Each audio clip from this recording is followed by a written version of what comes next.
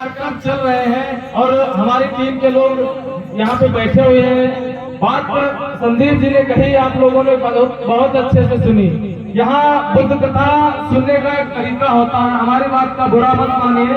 एक कैमरामैन आए हुए वीडियो बना रहे हैं, अब सिर्फ बच्चे बैठे कर महिलाएं जमीन में बैठी हुई। क्या इनके पास घर में बिस्तर नहीं, व्यवस्था नहीं? सबके पास है। ये यहाँ बैठी हुई, आपको बैठने में क्या दिक्कत हो रही है?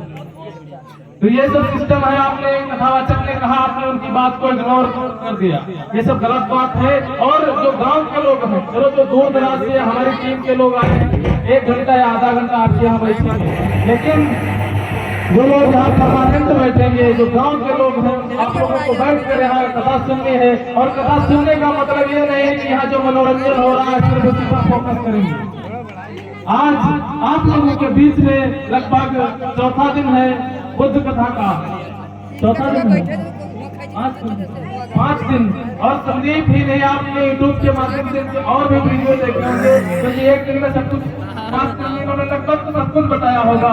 तो मेरे साथियों, आप लोगों से मेरी विनती है कि आप लोग मंच के माध्यम से जो बातें बताई जा रही है उन पे गौर करें, अमल करें, क्योंकि कथा सुनने से काम होने वाला नहीं है। सिर्फ कथा सुनने से हमारा भला नहीं होगा, चाहे जितनी बार आप कथा करा लीजिए। अपने अंदर परिवर्तन लाइए। यदि परिवर्तन नहीं आएगा तो मैं कैसे मान लूं कि आपने कथा सुनी है? कथा का कुछ सारांश होना चाहिए।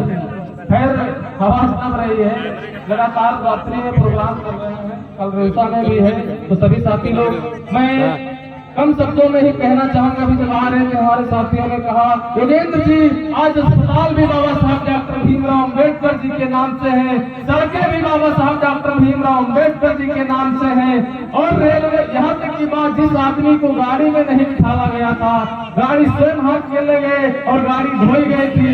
लेकिन मैं चाहूंगा यदि आप लोगों को आवाज मिल रही है, आज बाबा साहब डॉक्टर भीमराव अम्बेडकर जी के नाम से ट्रेनें भी चल रही है ना।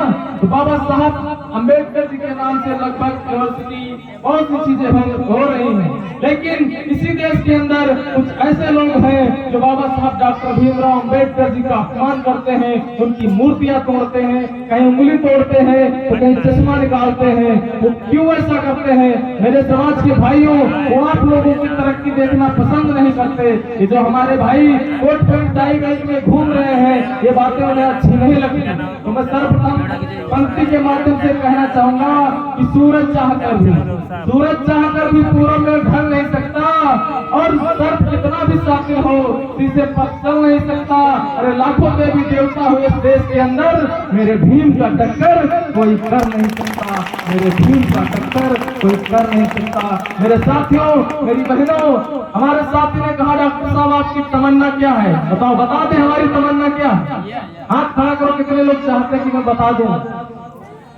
बता दें सब लोग, सुनो गौर से कि हमारी तमन्ना क्या है और वो तमन्ना कब पूरी होगी?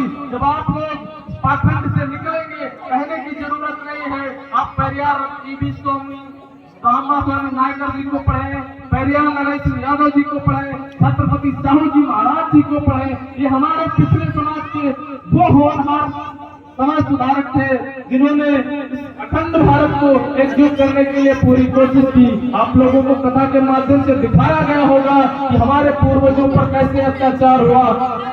ज्यादा उसको कहने की जरूरत नहीं है। तब समय और था, अब समय और है। बताया होगा ना, कलयुग का मतलब क्या है? कलम का युग। तो कलम का युग चल रहा है। मेरे साथियों, मैं अपने युवा भाइयों से कहना चाहूंगा, मैंने देखा दीपावली का पर्व उन्होंने मनाया, और उन्होंने इस तरह से मनाया कि अपने हाथ और पैर कहीं कहीं तोड़ लिए हैं, सिर्फ दारू पीने, शराब पीने की वजह से।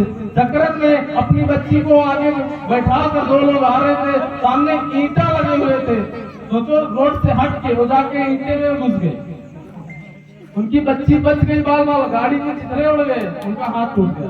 तो ये सब चीजें नहीं होनी चाहिए। मेरे साथियों, आप लोग जब तक सब कहते हैं कि मैं भगवान बुद्ध को मानता हूँ, भगवान बुद्ध के बताए मार्ग पर चलता हूँ, अरे कैसे चलते हो?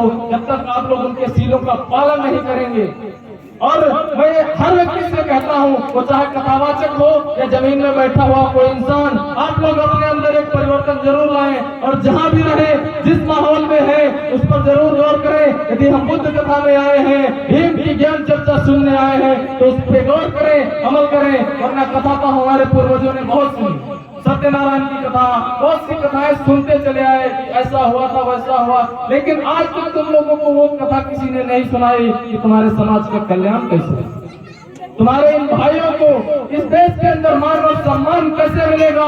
ये सब देन किसकी है? बाबा साहब डॉक्टर भीमराव अम्बेडकर जी की। और मेरे साथियों, जो लोग बाबा साहब डॉक्टर भीमराव अम्बेडकर जी का अपमान करते हैं, यदि मेरी तमन्ना पूरी हो गई तब वो क्या करेंगे? सुने, गौर करें। तमन्नाओं में तमन्ना अभी प्यार बाकी है। यदि अच्छी लगे तो समर्थन करना।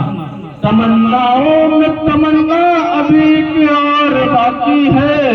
ये फोटो भीम की नोटों पे अभी आने बाकी है। ये फोटो भीम की नोटों पे अभी आने बाकी है। कितने लोग चाहते हैं कि बाबा साहब की फोटो नोटों पर हो? तो होगा जब आप लोग अपना शासक पैदा करेंगे।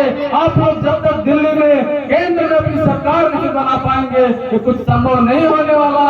आप फोटो कैसे लाएंगे नोटों पर? क्योंकि यहाँ तो बुद्ध कथा के लिए भी कहीं कहीं परमिशन नहीं मिल रहा। कारण वहाँ की टीम के जो लोग हैं वो अपने आप को ही नहीं समझ पा रहे हैं। अरे तुम 10-20 लोग एक साथ जहाँ चलोगे क्या नहीं होगा। और हमारी टीम के लोग आपके साथ हमेशा कंधे से कंधा मिलाकर तैयार है। भीम आर्मी सीतापुर ही नहीं, पूरे भारत में तहलका मचा रही है। चंद्रशेखर भाई से कुछ लोगों ने कहा था तुम पंची नहीं जीत सकते। अरे उन्होंने आप लोगों को ऐतिहासिक जीत दर्ज करा के दिखाई नगीना में। वहां पर सिर्फ एक वर्ग के लोगों ने वोट नहीं किया, एससी, ओबीसी, मुस्लिम समाज के लोगों ने बहुत समर्थन दिया भाई साहब को। तब जाके आज चंद्रशेखर आजाद जी नगीना से जीतकर संसद में पहुंचे हैं और आपकी आवाज को बुलंद कर रहे हैं। वो ऐसा सांसद है, आज भी यदि वो जाता है संसद में तो नीला गमछा डाल के जाता है। चंद्रशेखर आजाद जी ने सर्वप्रथम जब शपथ ली थी, उन्होंने कहा था जय भीम, जय भारत, नमो बुद्धाय, वहीं से शुरुआत की थी। उसके बाद वहाँ के जो लोकसभा स्पीकर थे, उन्होंने नियम लागू किया कि यहाँ पे आने के बाद सीधे शपथ की बात की जाएगी। समझ रहे हो ऐसा क्यों कह रहे हैं? दिमाग लगाओ, क्योंकि उनको बाबा साहब डॉक्टर भीमराव अम्बेडकर जी हजम नहीं हो रहे ना। तो मेरे साथियों, ये तमन्नाएं आपकी तभी पूरी होंगी, क्योंकि मैं मानता हूँ कि हम लोग, हमारी टीम चल रही है, आपकी बदौलत ही चल रही है। हम जहाँ भी कैडर या मीटिंग कराएंगे, आप लोग 100, 200, 500 जिससे जैसा हो सकता है हम लोगों का सहयोग करता है।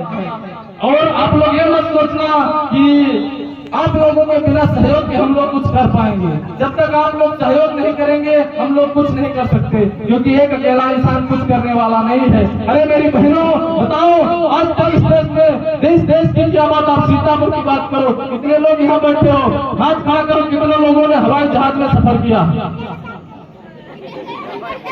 किसी ने सफर किया? कितने लोगों ने रेलवे की एसी डिब्बे में सफर किया? कितने लोगों ने? 2-4 लोग। आखिर क्यों? क्या हमारे लोगों को अधिकार नहीं है?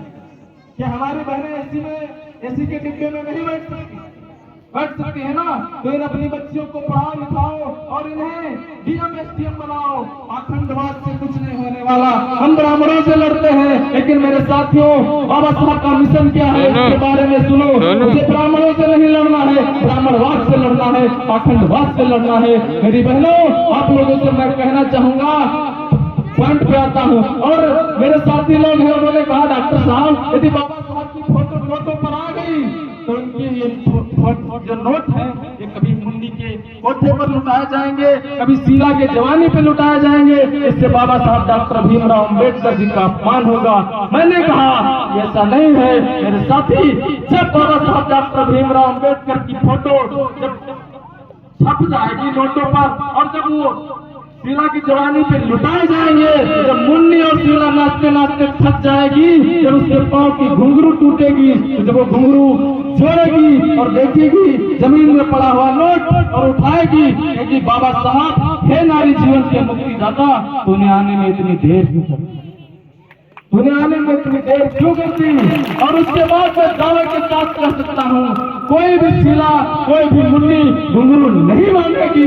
वो अपने बच्चों को पढ़ाएगी, लिखाएगी और बाबा साहब डॉक्टर भीमराव अम्बेडकर जी के जो 3 मूल मंत्र हैं उसके काम करेगी। और यदि ऐसी सभी बहनें, सभी माएँ तैयार हो गई तो आपको केंद्र में पहुंचने से कोई रोक नहीं सकता।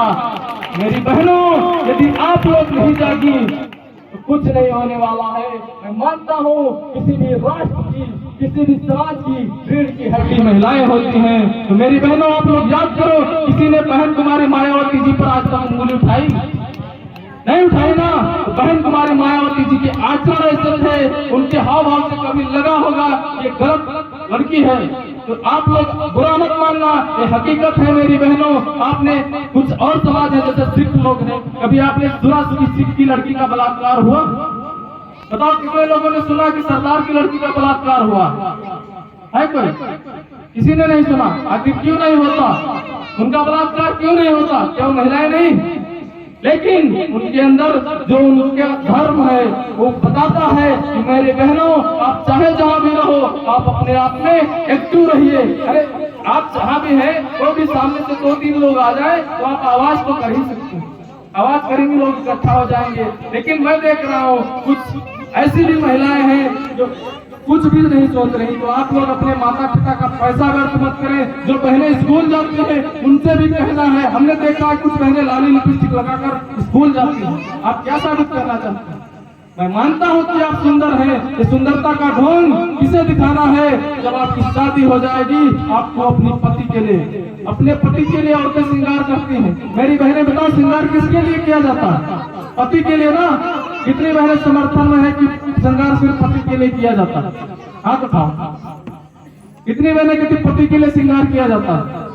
कितनी बहनें ऐसे हैं जो बताएं कि मास्टर और वहां के लोगों के लिए श्रृंगार किया जाता है? ये सच्चाई है। और एक कड़वा घूंट आपको पीना पड़ेगा। और यहाँ सुगैठा में बैठे हैं, अरे यहाँ के लोग तो इतने होशियार हैं, कुल्फी लेते हैं तो उसे चाट कर देखते हैं, इसलिए स्वाद किधर से आ रहा है? समझ रहे ना? तो मेरी बहनों, मैं आपसे कहना चाहूंगा, बिंदु पे आता हूँ। तमन्नाओं में तमन्ना अभी की और बाकी है, ये फोटो भीम की नोटों पे अभी आनी बाकी है। ये फोटो भीम सभी लोगों से गूंजनी चाहिए कि तमन्नाओं में तमन्ना अभी की और बाकी है, ये फोटो भीम की नोटों पे अभी आनी बाकी है।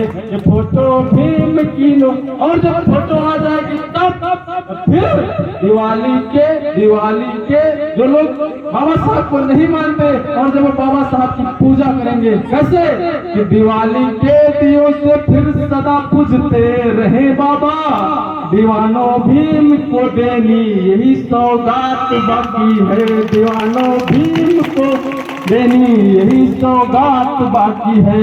अरे मेरे साथियों, गौर करो, बाबा साहब की फोटो नोटों पर होगी। अरे तब वो लोग जब पूजा करेंगे तो बाबा साहब को कैसे बताओ? पूजा करेंगे नहीं करेंगे? ये तभी संभव है जब आप लोग अपने बच्चों को पढ़ाएंगे। इनको ये देख रहे हो ना कैसे बैठे हुए हैं, ये जिम्मेदारी आप लोगों की है। अगली बार कहीं भी आप कराने जाइए, जो आप देख रहे हैं संजय भाई सब फोटो स्टूडियो वाले यहाँ आए हैं, ये सिर्फ आपका वीडियो शूट नहीं करते ना। 23-25 हजार हो गए सब्सक्राइबर, अपडेट करें, अपने आप को बदले, क्योंकि सिर्फ कथा सुनने से कुछ नहीं होगा। संदीप प्रकाश या इनके साथियों ने जो बातें आप लोगों को बताई हैं उन पे अमल करें। मैं चाहूंगा सर्वप्रथम जोरदार तालियां भाई संदीप की पूरी टीम के लिए। बहुत बहुत आभार। और इस आयोजक मंडल के लिए किसी ने ताली ही नहीं बजाई। सर्वप्रथम जोरदार तालियां भाई रजनीश जी और इनकी पूरी टीम के लिए। सभी साथियों को बहुत बहुत आभार। आए हुए दूर दराज के साथियों का मेरी तरफ से हार्दिक स्वागत, वंदन, अभिनंदन, क्योंकि ये मेरी कर्मभूमि है।